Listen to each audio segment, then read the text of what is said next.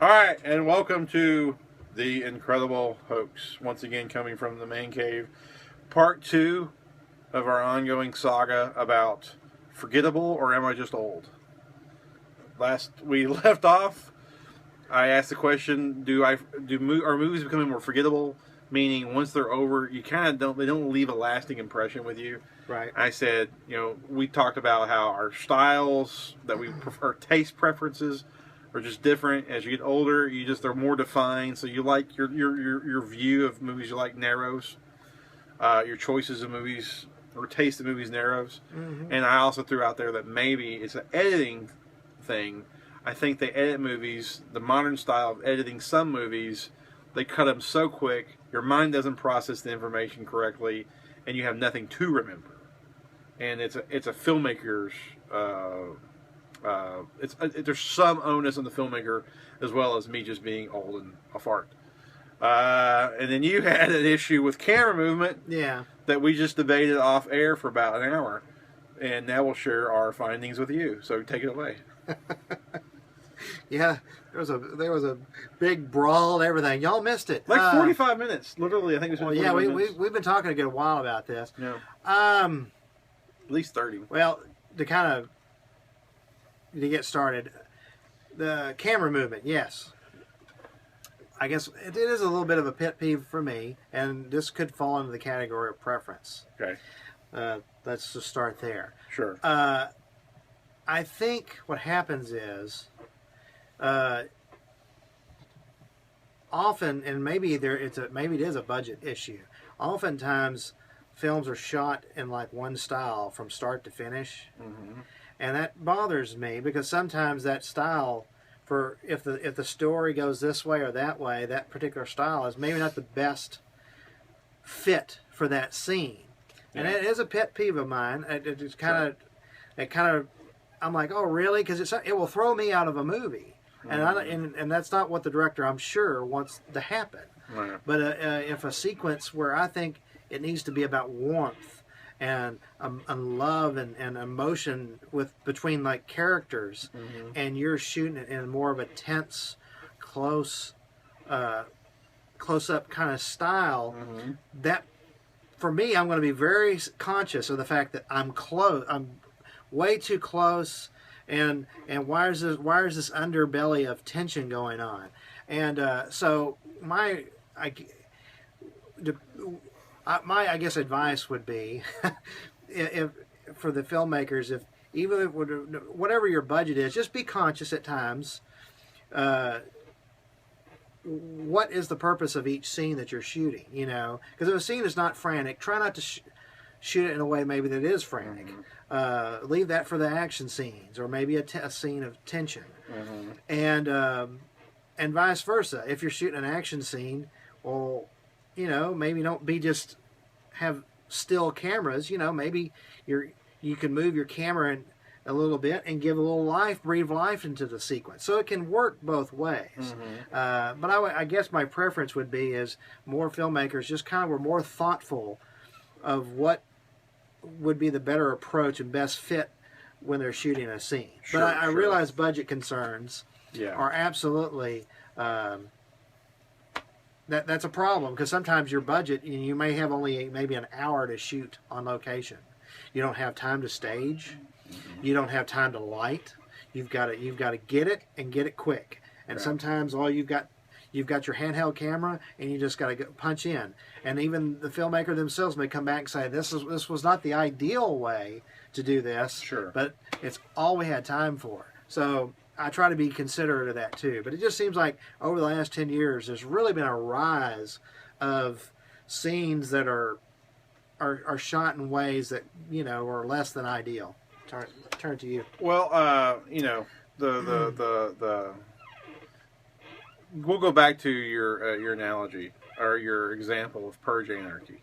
Okay. He used the Purge Anarchy example to describe and put color and a face to what he's talking about. Okay. And you mentioned that the Purge Anarchy scene, if you haven't seen the movie, go check it out. It's a decent movie. It's actually, I gave it 3 stars. You gave it 2.5. 2.5. So we pretty much agree on it. I consider that pretty much almost the same grade. Yeah, it's close. It's close. So anyway, there's a scene early on. A family, it's before the purge starts. They're in their apartment. They're getting ready for it. They're talking. And the director chose to shoot it in a handheld, in the moment way, where almost like the camera is one of the characters, just like I'm talking to him, and then another person's there, so the camera's like almost part of the conversation. So he's here in this part of the frame, and the other, actor's right here. Focus shifts back and forth. Yeah. Camera's kind of moving, not shaky cam. No. But just a little bit of that, the same movement a person might make. A very close quarter. Yeah, close quarters type shooting. So, and he didn't care for that at all. No. He thought it was the wrong choice. He thought it added elements of tension that didn't belong. It wasn't the best choice. What did I say wrong? Yeah, Anyway, we're trying to avoid that word. So he didn't agree with that choice, and I was like, "Well, there's nothing wrong with that. I think there's nothing wrong with that choice at all." And that's what led to the 45-minute argument. We actually might just go ahead and air that episode. We actually had to redo that episode to this one because it went on for like 20 minutes of arguing. Well, unfortunately, we spent, I think, 90% of the time trying to get on the same page. So I think we should spare you guys that. But the basic point is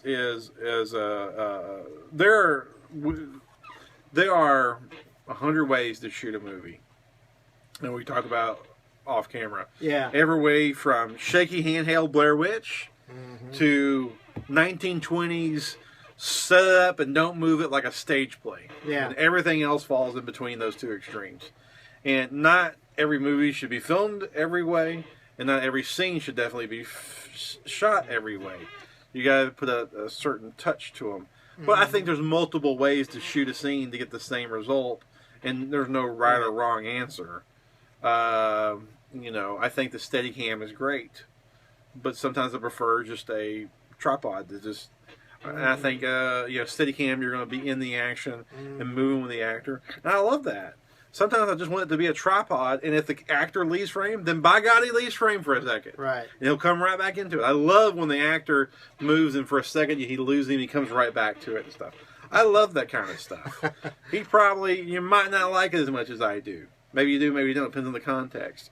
It just sort of depends on the context of what you're going for. So, Sure.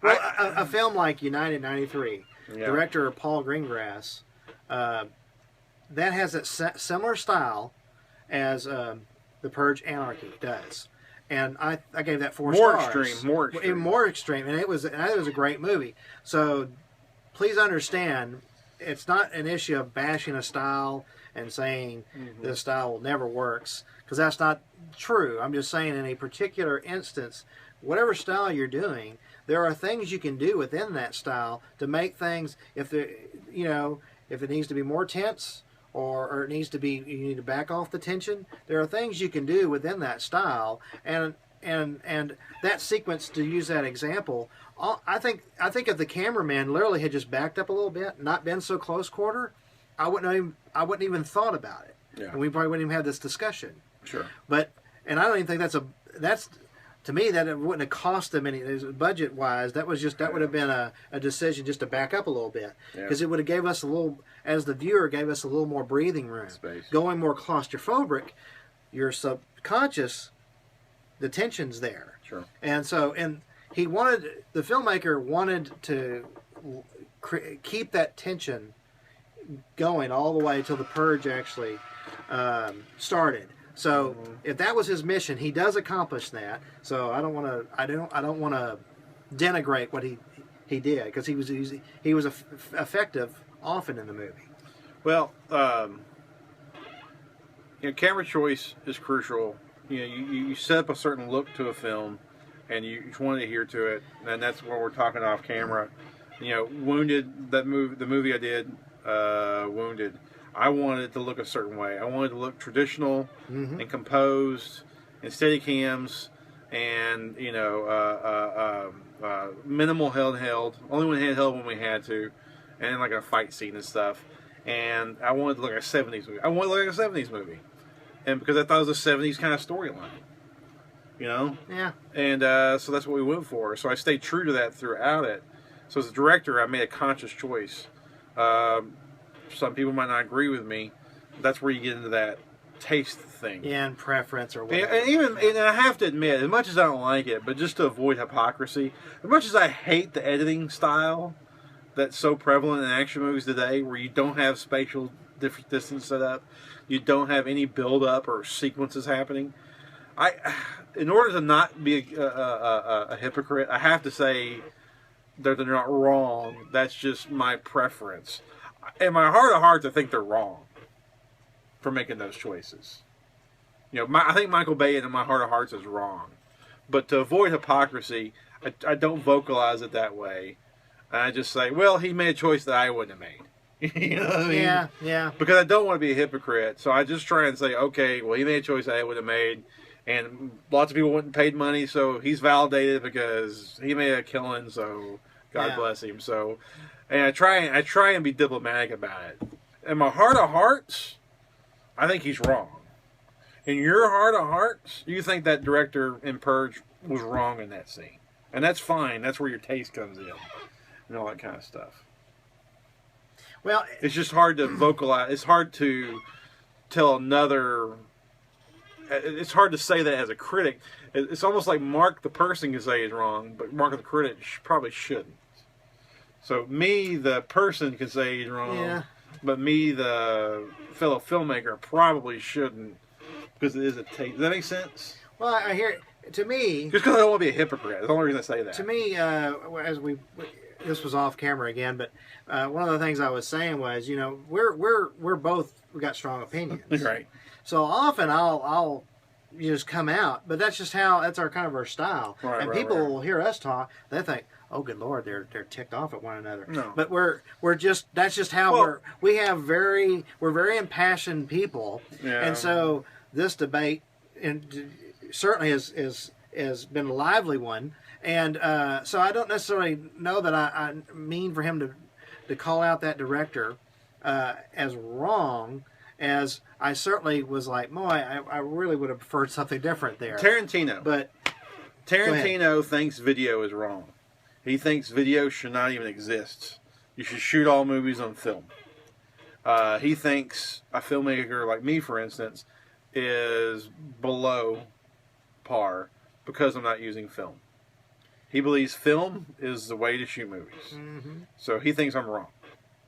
I politely and respectfully disagree with everything I have with Tarantino, because you would totally destroy an entire segment of the industry.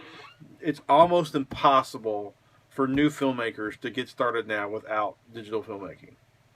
The days of getting into the studio system and all that kind of stuff it's like winning the lottery now to become that person. So independent filmmakers would not exist without digital film. So Tarantino thinks I'm wrong for being a digital filmmaker. I respectfully disagree. And that's his privilege to have that opinion and that taste. Because it is a taste. It's an aesthetic choice. He thinks it looks bad. He thinks it looks cheap. He thinks that the delivery method is cheap. He thinks it looks cheap on the end user side. I disagree on all that fronts. I think it's just fine. I don't have any problems. I'm just used to digital by now, video. So my point is, even the greatest filmmakers have these pet peeves and preferences and taste choices. Sure. That they're very I see what you're strong saying. about. Yeah, we all have our own preferences and likes and dislikes, so that's a fair statement. Sure. So, all right, last words. Last word I'll say is, full disclosure, it's been very popular the last, 10, 15 years, the whole documentary style, cinema verite, that kind of style of filmmaking.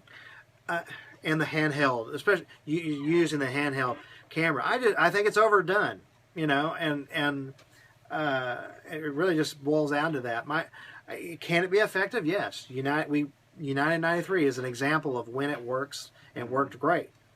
And that's really all I got to say is, I would like them not to go to that well quite so often. It can work, sure. Just it's been overdone.